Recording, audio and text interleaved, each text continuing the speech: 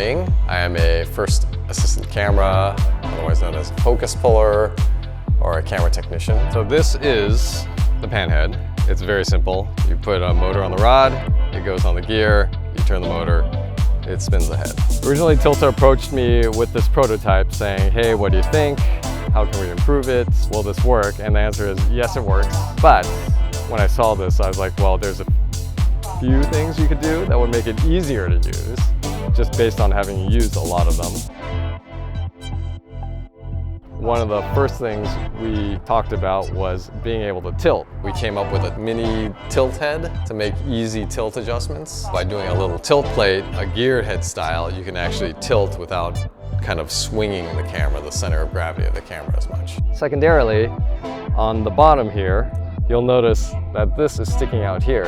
Ideally, you want to make it as short as possible because when you're mounting on a hood and the driver is really low in the car, you want to kind of see past the driver and out behind him. So what we did was we designed this piece, which is still sticking down, but there are two screws in here.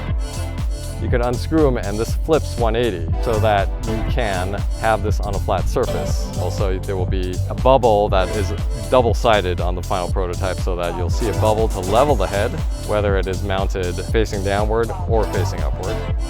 The NATO rails on the bottom are orientable, so they're all parallel, so that if you have to get it off your suction cups, you just loosen the 3 NATO rails and you just slide in one direction and the whole head just comes right off. Other basic things like, the hole pattern in the base. We came up with a design that basically has 4 squares. There's a 2-inch square that'll mount on US imperial measurement cheese plates, and if you rotate it a bit, there will be another set of 4 holes that are at 50mm spacing, so that if you have a cheese plate in Europe or anywhere else, it'll mount easily on those. The hole in the middle, it needs to be big enough to pass through motor cables, tethers for cameras, so that when you're spinning quickly, all the cables are down in the center of the axis and not hanging on the side, getting twisted and caught as it spins. And also precise locking. Sometimes you just want to mount the thing, aim it, tilt it, and lock it. There will actually be a physical locking mechanism for the pan if you just want to use this as a lock-off head.